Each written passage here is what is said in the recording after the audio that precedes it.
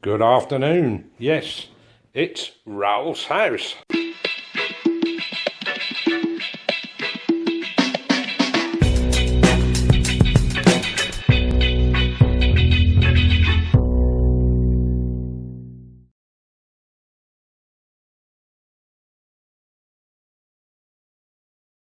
Right, let's see where we are, because it's a bit of a short day today, and this video will continue into Tuesday, I think.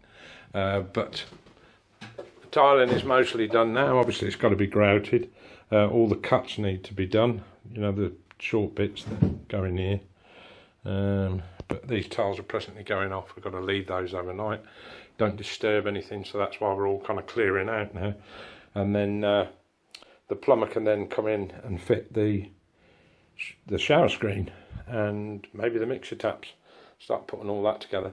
This afternoon I've got to go and pick up the shadow's great on the wall. I've got to go and pick up the shower head this afternoon. It's one of those LED ones that changes colour when it's the right temperature. Yeah, I can go and pick up those. Downstairs I will show you what I've been doing downstairs. I've just noticed looking out the back, the fence is blown this way and there's a bit of damage to it. Yeah, I thought the storm might cause some damage. Seems to be the only damage, but it's not good, is it, really? This is the kitchen, and I know you're thinking, oh. But there were tiles fitted to this wall. I'll just show you. And trust me, they're stuck on with cement. It's a bit of a challenge getting them off. But as my other half rightly said, you know, if I chisel these down so they are below the level of the standard worktop, these tiles will go behind the unit. It's quite a firm fixing, they're solid enough. I can still drill and screw cupboard fixings to them, that sort of thing. And the idea is, because the original sockets, when you can see the level they were, they're way too high. They must be 2 foot off a worktop. So what I've done, I've taken all those out. I should carry on and remove all those as well. Because, look at that. It's got to come out. That's got to be flattened. So this whole section needs to come out, along with the sockets and the old cabling. That can all come out. But what I did, I checked my spirit level. This plaster is absolutely plumb all the way to the top, so that will take a skim quite nicely once I, you know, remove any loose paint. There's a little bit about.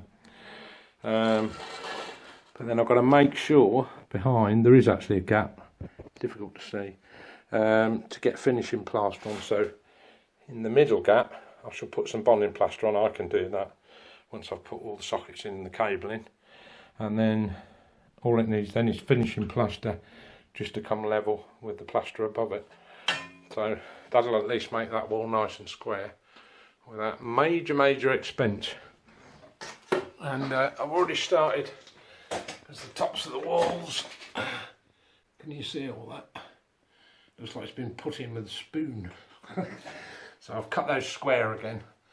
I'll fill those gaps in properly. But the plan is to overboard this kitchen rather than mess with it, because it had, unfortunately, polystyrene tiles stuck on it in its lifetime, and I'm never going to get that smooth. I did try it with a sander in my last video, to no effect.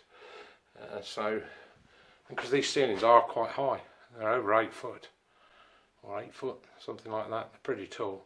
So overboarding it won't take anything away from this kitchen at all, to be honest. And, same plan with the bathroom upstairs. That's going to be overboarded as well, to bring the whole room square rather than mess about with coving and stuff. Just bring it down in the bathroom about that much, lower the ceiling, can put spots in it. So what have I done? Right, well, that's the old cable that came in. It's dead, look, that's all isolated, and I've already started, let's get a bit of timber out of the way. I've already started feeding the ring main through, because that's the height it should be, not up there.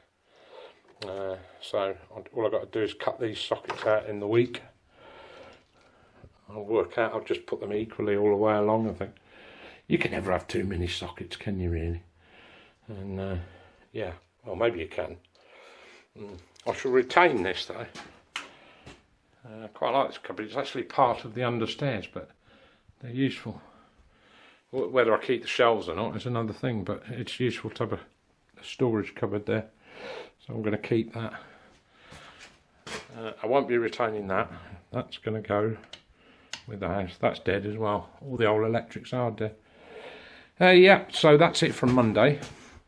And we'll come back on Tuesday and see what the progress is. First thing I'm doing this morning is filling these back boxes, because I'll be moving these down. So I don't want to use tons of plaster to fill the wall, so just before that goes off, I'll just score it. Use the plaster, something to bond on. Satisfying to watch somebody else work, isn't it? I've got to come across and chisel more of these off, but it's a little bit early to wake my neighbour fill up. Yeah, about an hour later. Got a back box in. Yeah, so I've got to link that one in the fuse box. At least I'd have a live point here and then just keep looping across, but obviously I've got to take more of these tiles off. Bit of bonding plaster in there just to level that, and then skim coat. Well, if you see, it'd be all the way down to the worktop, and that'll smooth that out beautifully. I'm going to do a quick pan round here, and the reason is a couple of people asked me what the layout of the kitchen is going to be.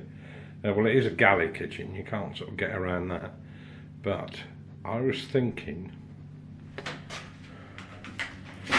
why don't I put the hob and the oven that end? Oh, and the other thing that was asked is, as I'm stripping these tiles off, why don't I just carry on? Yeah, if I was a plasterer, that's probably what I would do.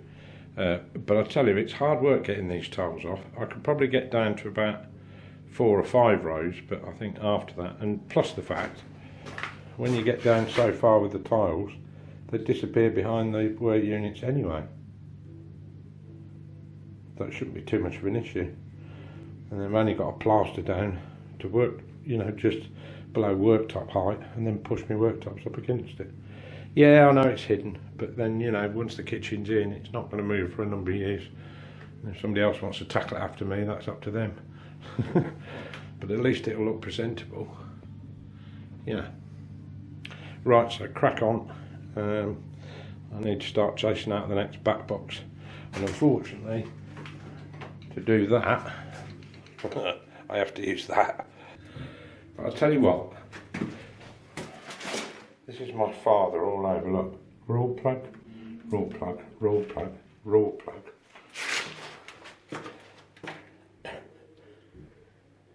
They're just everywhere in this house. It doesn't matter where you go. It's like a bloody pepper pot. Look, you can go up here, look, more raw plugs. More. Oh, it's just endless. I reckon it'll take me a day just to get all the raw plugs out.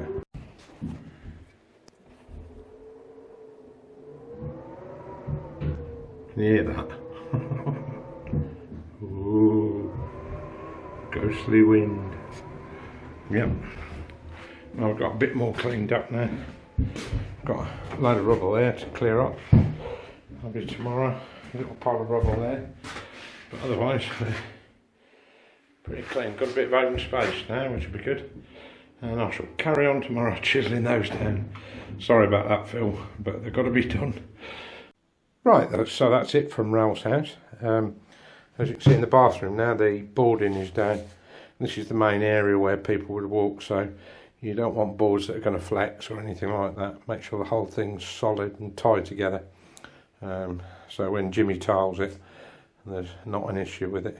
As he says, when he tiles the bathroom, he said you could almost flood it. He said it won't leak. It's absolutely watertight. So yeah, tiles I think probably tomorrow, seems likely.